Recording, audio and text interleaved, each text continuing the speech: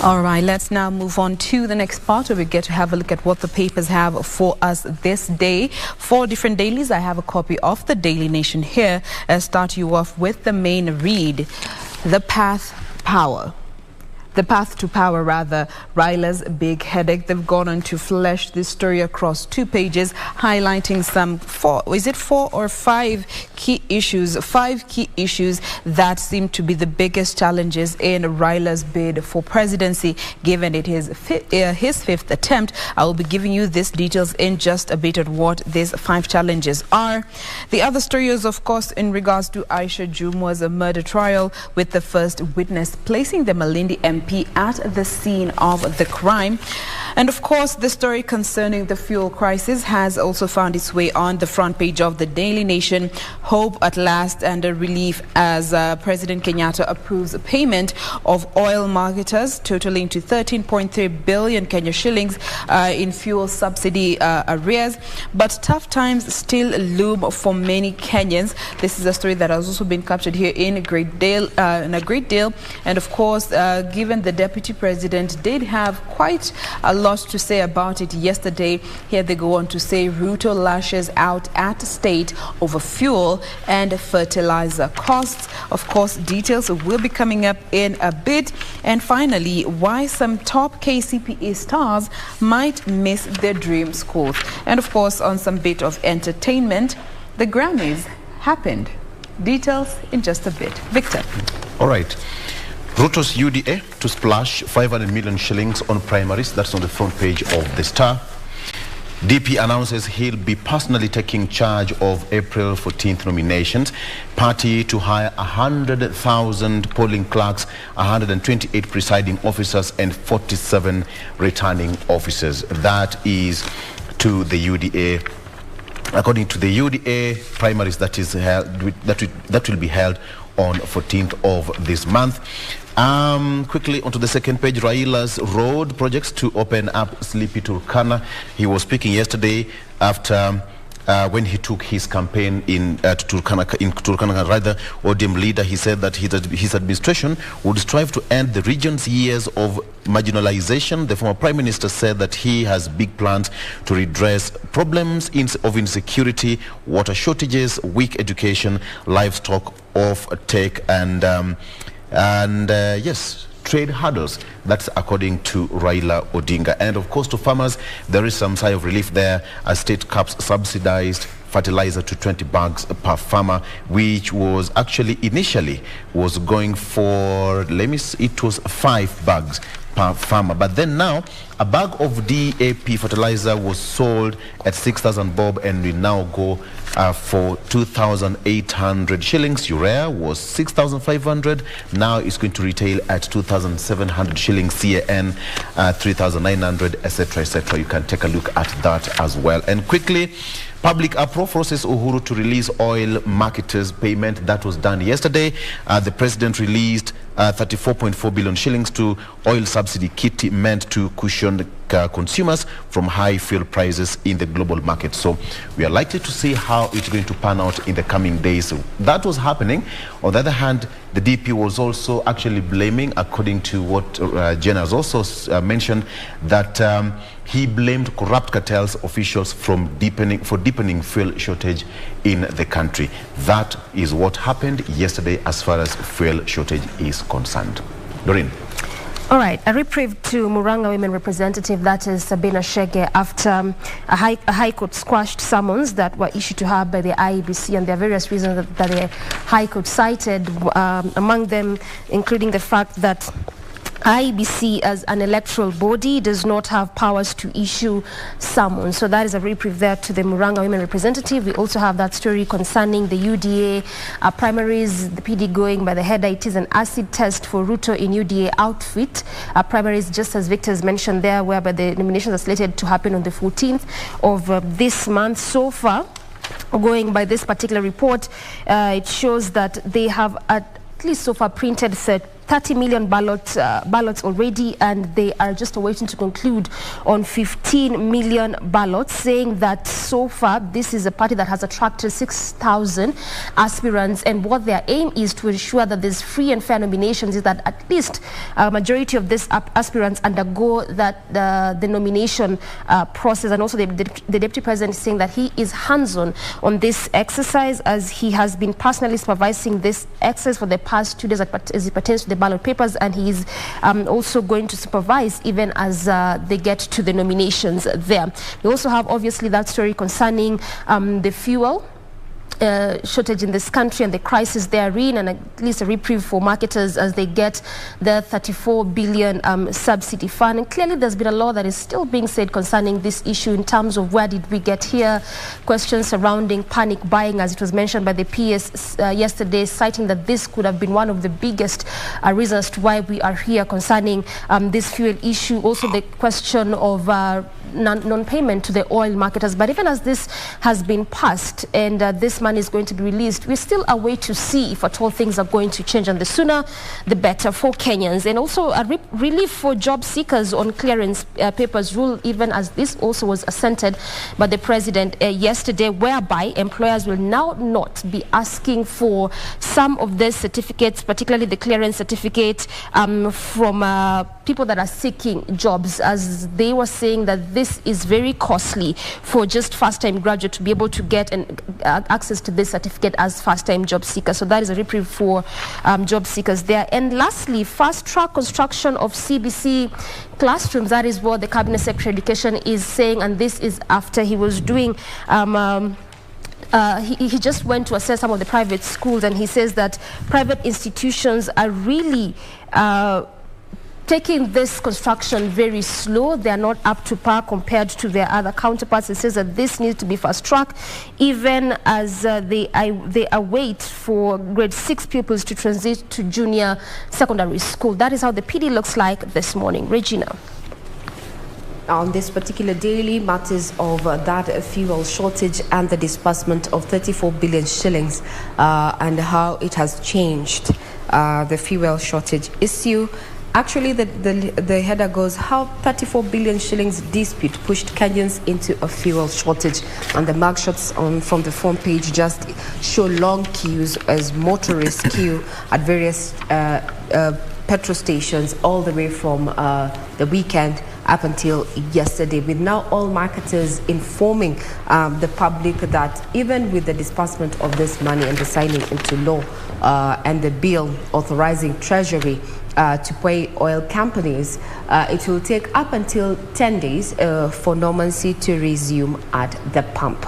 So kindly, I heard somewhere, actually on radio, someone saying that you do not need to overspeed. So if you do 100 and 150, up to 150, you need to reduce and drive a little bit slow. I don't know if there's logic in driving slow and spending and using or consuming less in as far as fuel is concerned. So, well, if it works, fine. If you can carpool up until the fuel issue is resolved, well and good. All the point is that you need to be smart. You need to survive. So away from matters of fuel, there's the issue of CBC and matters, of higher education there, with Education Cabinet Secretary directing private institutions to comply with the demands of the competency-based curriculum, and that is building extra classrooms before the new program is rolled out.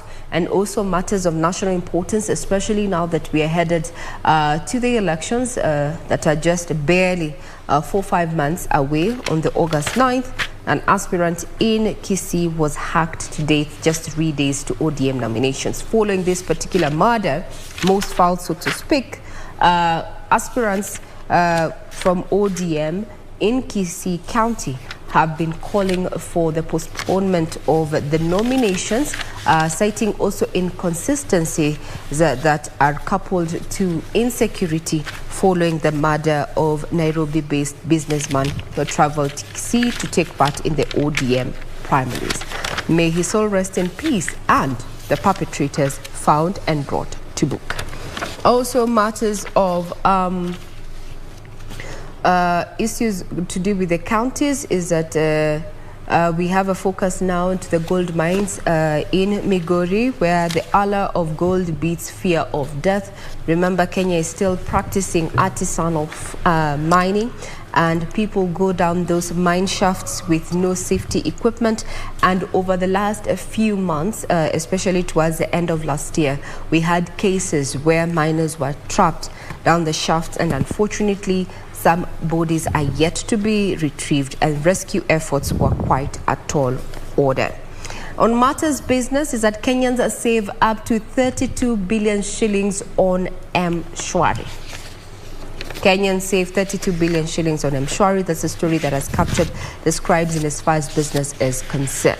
That's just but a sneak peek of the daily that I have with me, Jane. Now, let me bring you back to the Daily Nation and just add some bit of details as has been captured here in regards to the fuel crisis. Of course, we all heard what the Deputy President had to say about that, questioning the whereabouts of the 39 billion Kenya shillings that was set for the Petroleum Development Fund, Levy Fund that was meant for the fuel subsidy program. Of course, him saying that it was diverted to pay debts and develop infrastructure without the approval of Parliament, set the social platforms ablaze with so many comments. But aside from that, there were parts of the countries that were experiencing the harshest end of this particular road when it comes to the fuel shortage, and this was specific to Western Nyanza and the North Rift. These are the areas that are said to have been hardest hit by the biting fuel shortage. Kisumu, Kakamega, Eldoret and Bungoma were the hardest hit towns, and motorists in these particular towns actually said they were charged up to 240 Kenya shillings for a litre of fuel from the previous 134 shillings and 72 cents that was set by April last month. And so many passengers were also stranded due to the hiked fares in the North Rift region. But according to the Petroleum Principal Secretary, that is Andrew Kamau, he told this particular daily that looking at these particular areas, the acute shortage in this region was due to cash flow challenges that are faced by small oil marketing companies that are operating in this area. So according to him, the bigger oil companies that have for the past 20 years given this region or rather considered it as a dumping area for cheap fuel that is meant for export. All right. Now he went to indicate that we have about 2,762 fueling stations in Kenya, but when it comes to the transporting of this cheap fuel that is meant for export, it is dumped in this area and then resold to the people in that particular area. So you find that it's not of good quality, and also they get to experience the harsh effects of what we just saw. But yesterday they did say that, we're not having a shortage of fuel in the country, it was just being hoarded. Actually, they did put the figures to about 80,000 cubic meters of super petrol, which is said to is expected to last about 9 days in the country, and a surplus of over 200,000 liters of diesel, which is expected to last about 22 days. So the question is now the relationship between the oil marketers and the government, and now the common mwananchi will have to bear the brunt. Now, moving away from this story concerning fuel, let me bring you to now some bit of politics that has been captured here on this daily. It is actually one of the main reads on the front page. UDA primaries pose a logistical, political nightmare for Deputy President William Ruto. So UDA are preparing for their primaries, which are set to take place on the 14th of April this month. And in what has been termed as a political and logistical nightmare is so because UDA plans to conduct all the nominations from civic to senatorial races in one day. Okay. According to the Deputy President, he said that they have been working so hard behind the scenes to ensure that preparation takes place. We did see ODM spread out the dates, and they will use as many dates as available to them between the 1st and the 21st of April to conduct their primaries and pick their candidates. But according to UDA, All the aspirants will compete for the party's tickets in the different elective posts, all on Thursday next week. So they plan to hire at least 100,000 clerks, or actually they've already hired. These were the statements of Deputy President William Ruto yesterday. He said they have hired 100,000 clerks who will be trained between the 11th and the 12th of April. They have procured some 30 million ballot papers that will actually have the pictures of all the aspirants, okay? They don't want to borrow anything from IEBC. Those were his words. He has also gone ahead to say that they have recruited 47 returning officers that will be in charge of the primaries in each and every county. And according to UDA, they have at least 6.9 million registered members. So, again, primaries will be happening on the 14th. 30 million ballot papers, colored for that matter, with pictures of the aspirants. They will have a serial number, watermarked, 100,000 clerks already employed, 47 county returning officers, 128 constituency returning officers, and 17 ambassadors to help oversee this matter. Victor. And just to add on top of that, actually they also said that for the governors, they will hold their primaries on 12th, Senate 19th, and women representative positions on 27, in 27 representative 27 counties. That is okay. Bill raises age criminal of criminal capability to 12 years. Now, existing law says that a child below 8 years cannot be prosecuted. Presently, Section 14(1) of the Penal Code provides for minimum age of criminal culpability and responsibility at 8 years, and a provision that is seen as against local and international laws. Now, the Child Justice Bill 2022, sponsored by Suba North MP Milu Dhiambo, seeks to provide that no prosecution shall be instituted for persons under the age of 12. Let's see how that will go. Now, as we are complaining about money, most counties are not utilizing released funds, according to Nyakango. And Controller of Budget says that those are not ready to spend their monies, get money faster. So this is it. Last week, the Council of Governors, through Finance Committee Chairman Deritu Mureithi of Laikipia, who is the Laikipia governor, said that the Treasury is yet to release 98.97 billion shillings to the counties. So this is the thing. Out of 370 billion shillings allocated to the counties in the current financial year, the Treasury has so far released 214.31 billion shillings as of March 31st, leaving a balance of 153.63 billion shillings. That's a heavy word. 300 billion. Mouthful, all right? So 17 accused of stoning Raila Chopper to be detained for 7 days. This according to the prosecution. The prosecutor told court that they damaged Chopper, whose value exceeds 300 million shillings. Today we are talking matters, billions, millions, in their hundreds. And that is it. So just our neighbors, Norfolk is back to business after 21 months of closure, which was actually necessitated by the COVID pandemic. And the good thing is that they have taken at least 140 of its employees, 70% of its previous workforce, which I think is good in terms of employment. And yeah, something that you didn't know, it's 116 years old. Started operating in 1904. Where were you, Doreen? 1904. Achanga jokes, Victor. I wasn't even an idea. Hata sikuwa idea. Okay. Sawa, tumalize na michezo kidogo. And in sports, all systems go. And now, Kenya under 20 prospects starting start their training today ahead of show in Cali. That is according to Athletics Kenya Youth Development Director Barnaba Koreu, said that they have identified 25 camps across the country, and training will run from today until April 23rd. So if you are under 20 and you need to participate, it is your time. Doreen.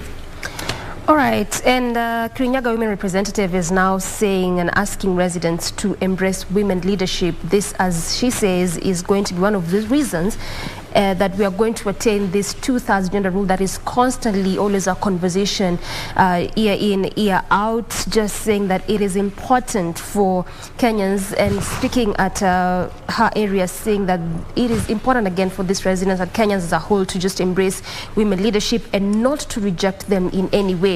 And also, even as that is happening, over 100 prosecutors will now receive lessons on handling hate speech during this election period, and also pertaining to matters of election-related offences. We've clearly had of some of this sentiments concerning hate speech, and now as it stands is that these 100 prosecutors and stakeholders have now started this one-week training on prosecution of election offences and hate speech during this campaign period and election period altogether. The office of the DPP has as of last month, they launched the guidelines on electoral justice, which was as of yesterday followed up by the training, which is supposed to take a total of 1 week. So these guidelines are intended to standardize and ensure consistency in prosecution of election-related offences, economic crimes committed in the context of elections, as well as matters to do with hate speech, sexual and gender-based violence, particularly again during this time. Remember that over time we've also had reports whereby SGBV is oftentimes meted amongst women, particularly during this period of elections. So also that is going to be tackled, as well as issues to do with cybercrime and also computer misuse. And again, just coming back to the hotel industry, them being on way back, getting back to how they were before COVID, that is pre-COVID days, and this is after a survey was done where it shows that the level of employment in the hotel industry was at 83% of the pre-COVID levels in March 2022, and is expected to even hit 100% by the end of the year. This was a survey done by the Central Bank of Kenya. Also, further, what it shows is that recovery in the hotel industry is being driven largely by domestic tourists, with the local tourists accounting for over 70% of the visitors. That is what also that survey shows. So even much as yes, the COVID hit the country, and of course the hotel industry was one of the affected industry, going by this particular report, it shows that as of December this year, they expect to hit at least over 100%. This is how it were before the COVID. Regina. Now, off to some entertainment here is that Kenyans also made it to the Grammys. Kenyan A-listers grace the Grammys as bigwigs mark historic event. Now, some of the top names that actually made to this list and got the awards include Mark Mbogo, better known as KC, flew the Kenyan flag high after getting the first ever Grammy. We also have, after this year's edition, Victoria Kimani's fourth album Spirit Animal, and Kisumu-based Emota Gabirom 2, Necessaries Jenny's EP, and number 9 Octopizzo's Jungle Fever LP had all their opposites up for nomination consideration but fell short at the last minute. However, Naiboy, Michael Bundi, Waire, Tanzania's Nandi all received nomination stripes for their notable contributions on Jamaica's Etana's Pamoja LP. Now the tracks were Legacy, Pamoja, The One, and Melanin, for which were all featured artists and songwriters. However, the person who took the show or took the day was none other than Mark Mbogo, KC, for his penship on Hurricane by Yeah, featuring Lil Baby, The Weeknd, for the best melodic rap performance, where his vocals feature impressively. When he was receiving this, and actually was receiving this, he went on Twitter, and this is what he wrote. God, thank you for so much. I'ma thank you out loud as many times as I remember to. Congratulations, Casey, the first Kenyan to win a Grammy for his penmanship. That is something to celebrate, especially now that, we have been having local artists coming out and say, play KE music, play Kenyan music and such. It's good to see that, some awards of international repute getting to our very own locals. Now, today, the case against Malindi MP goes on from the corridors of justice, and we have Ben Troy Njoy who's going to be keeping tabs on that. This follows developments where several witnesses took to the stand. Among them confirmed the presence of Malindi MP. And also saying that, she was inciting supporters, but she was not armed.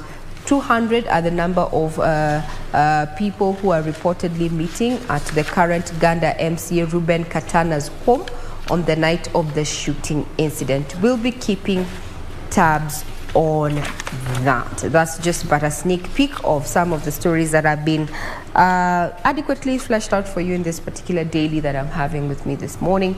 Also including, why now some aspirants and the ODM are calling for, the postponement of the nominations. And this is after the killing of a Nairobi-based businessman who was aspiring to be an MCA down there in Kisii County. And some of them are saying that, they are scared for their lives. They're also garnering for nomination and such. Is this an issue, an isolated issue, or is it does it have to do with the nomination? So many questions are there, but we need to remember that we need to be politically tolerant of divergent views. Asiyekubali kushindwa si mshindani, so to speak. And also there's a special report in this particular paper that is just looking at, possible, or rather trying to preempt what Ukuri Attorney, that's the Cabinet Secretary, National Treasury, is going to be presenting come Thursday, 3 p.m. as it presents the proposed budget, the 3.3 trillion shillings budget there. Just looking at the areas that are likely to be top in as far as, priority is concerned. So now under the big four, and this is food security, manufacturing, universal health and affordable housing. Over the last years, look at between 2018 and 2019 financial year, the Big Four agenda actually, in totality, in entirety, all those sectors were allocated 460 billion shillings. In 2019-2020, 450.9 billion shillings. 2020-2021, 128.3 billion shillings. The financial year that culminates, that was supposed to culminate in June, but now with the new changes being that it's a transition time, given that we're going into the elections, it received 142.1 billion shillings. So the question is, what happens after 7th? Are they still going to be receiving priority? Remember, this Big Four agenda has been part of President Uhuru Kenyatta's legacy there, and so many stakeholders and experts have come out to just, try and preempt what is going to be presented. And I'd want to quote one or two, and want to quote Ken Gishinga, who is a chief economist at Mentoria Economics, and he says, pricing remains key, and even when the phrase affordable housing is used, but the price varies, and in many instances way above what the buyers would be offering. This is answering the question, has affordable housing as a project, come to fruition? Remember, this was part of the Big Four agenda, President Uhuru Kenyatta's legacy. What is affordable, or how affordable is the affordable housing project in as far as the units available are concerned? Now, according to Samuel Nyandemo, who is a development economist, and says there have been numerous challenges that compromise the full implementation of the Big Four. Now, a lot of resources were diverted to deal with such challenges such as COVID-19. In the run-up to the budget presentation on Thursday, we are asking you, to get in touch with us on our various social media platforms, including a Twitter handle at KBC Channel 1. What are your expectations of the budget? What do you really want to see take given priority in that particular fiscal policy? What are your expectations? I know so many. Maybe we can do randomly before we bring this to a close. Let's start off with Doreen. What are your expectations of your budget come Thursday, of the budget? What would you want the government to actually prioritize? I think even as we talk about the Big Four agenda, food security is still a very pertinent issue. And right now we clearly know there's high cost of living in this country, and even as we talk about the fuel being a challenge and the fuel shortage, we know, as it was mentioned, that we expect for this to start taking effect after 10 days, and even as after that happens, we still expect the prices of goods to go high. So clearly, even as we anticipate this budget coming on Thursday, on 7th of April, I feel my personal perspective as a Kenyan is that can we address the issue of food security and ultimately the high cost of living in this country altogether? Food security, the cost of living. Victor, if you were on the hot seat come Thursday, what areas would you prioritize in as far as budget is concerned? Still, I think most Kenyans are grappling with high cost of living, basically. So talk of cooking gas, talk of the cooking oil, talk of kerosene, how the government is going to, to make sure that each and every person get that better life. You know what I mean? So if the cost of living will be tackled properly, then I think each and every Kenyan will have something to smile about. So mafuta ya kupikia, number one, because most families depend on that. So kerosene, those who are not able to afford a liter of kerosene. Yatani, health, that's quite important as well. And education, now that most students are going to school come the next term, we need to see how they're going to budget and how going to cater for the education system. That, according to me, Yatani should factor. Jane, if you are on the top 6 and you were given that opportunity to make a few changes to the budget that is set to be presented on Thursday, which areas would you focus on? Well, I love the fact that you brought in the whole aspect of the Big Four agenda, and considering today's Tuesday, we have our health segment. And if you guys know, for the past 2 years, the health of the country has been brought to its knees due to the pandemic, and that brings in the question of funding when it comes to the budget that is allocated for health. Last year it was about 114 billion, which is actually 115 billion, which is way lower than what was allocated prior to the pandemic. And when you look at the stats, the figures, our country has a deficit of about 95 billion when it comes to funding the health sector. In order for our health sector to function properly at optimum, we need at least a surplus of 200 billion. And now we have UHC that was officially rolled out across the country. And you guys remember the president actually said that so many Kenyans are one medical bill away from poverty. Just one medical bill. So now looking at, again, as you've rightfully put it, the state of our economy. So many people cannot afford to have 3 decent meals a day. Cooking oil imepanda, mafuta imepanda, that is oil and petroleum products imepanda bei, maziwa imepanda bei. Say a packet is retailing at 60 shillings plus, and that is 500 ml. So of course, health being at the center of it all is one of the areas that I've loved to see what the president has to say, considering the out-of-pocket money that people have to pay, what the government has to pay, and of course our reliance on donors, given they contribute the biggest chunk of funding for the health sector. So food security, cost of FMG, that is fast-moving consumer goods, including more regulation on petroleum products, especially to support use of clean energy and, moving away from matters of kerosene and such. Those are some of the areas that I'm seeing that you would focus on if you were, seated on the hot seat come Thursday as far as the budget is concerned. On my end, I would be looking at, our tax bracket. And I would want to implore the government to really consider slashing the cost of VAT. Everybody pays VAT. if they would reduce VAT, at least the cost of a majority of the consumer goods that are vatable goods would come down and everyone would benefit. And also when it comes to the formal sector, there needs to be a review on the PAYE relief. That for me would actually mean more money into your pocket, you and I, into your pocket. But now I'm looking at the dynamics where the country is also focusing on, leapfrogging the economy, the economic growth after COVID-19. And I wouldn't want to be in the spot that Ukur Yatani is at in the moment, looking at also our debt ratio to GDP. We have had, divergent views with some experts saying we are not supposed to be looking at the nominal, but we should be looking at, the real GDP to calculate our growth.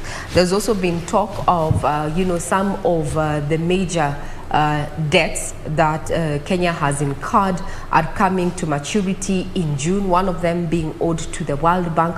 What plans are out there? Remember, debt restructuring has been one of the things that auditors have come out and tax experts are saying that this is something that really Kenya needs to consider, given that we are missing our targets in as far as revenue collection is concerned. We are just coming out from the COVID-19 situation. If these debts are to be paid, then we need to really restructure this debt, not entirely not pay, but restructure it in such a way our repayment of debt does not hamper government activities and also does not hamper development. But further conversations around matters of budget are going to be tackled on Thursday in our special broadcast there, as we await to have Ukur Yatani there, the National Treasury Cabinet Secretary, present that proposed budget of 3.3 trillion shillings. Last year, it was around 3 trillion shillings, and there was a deficit in terms of, funding there that was to be plugged by borrowing up to a tune of 890 billion shillings. There's been talk and a lot of pressure also to Central Bank of Kenya there to review the interest rates, especially from the private sector. So this is also something that we are going to be keenly focusing on. We also welcome your feedback, and our Twitter handle is at KBC Channel 1. Now, as we bring this segment to a close, Victor, you had mentioned that story concerning the suspects that were arrested in relation to the attack on Raila Odinga. The 17 of them. The 17 of them. Yeah. They have a number of charges that are going to be leveled against them, including attempted murder, incitement to violence, malicious damage to property, creating disturbance in a manner likely to breach peace, and they are also looking to level some poll-related charges to them because they consider this area to be one of those regions that are known to be hotspots for election violence. So that is one of the charges that they're also going to be facing. However, they're going to remain in custody for the next 7 days as the investigations continue because according to the prosecution, they say that due to the gravity of the matter being investigated and the weight of the charges likely to be preferred to this gentleman, it will be an incentive for the respondents. If released, they are considered a flight risk. Gravity of the matter it is. End of quote. Yes. Right. I know it's not a laughing matter, but yeah, as you said, pun intended. So, which flight risk? I mean, until the investigation is concluded, they were actually proposing that they be held for 21 days, but the court says you have 7 days to conclude your investigations, and then they will face the full force but I think of the law. Basically, I think it's a good step because violence, we cannot manage as a country to go back to where we were years ago. If you are caught breaking the law, I mean, that's the way it's supposed to be. So if you're a suspect, just face the law. And by the way, any other politician planning to do the same, Kumalizan and I. Okay. Shortly, we'll be crossing over to Radio Taifa. We expect that discussion with the ANC party leader, Musalia Mudavadi, with our radio sister team the other side. And they have got plenty to talk about. Matters economy, matters politics, and so much more. That is coming up shortly.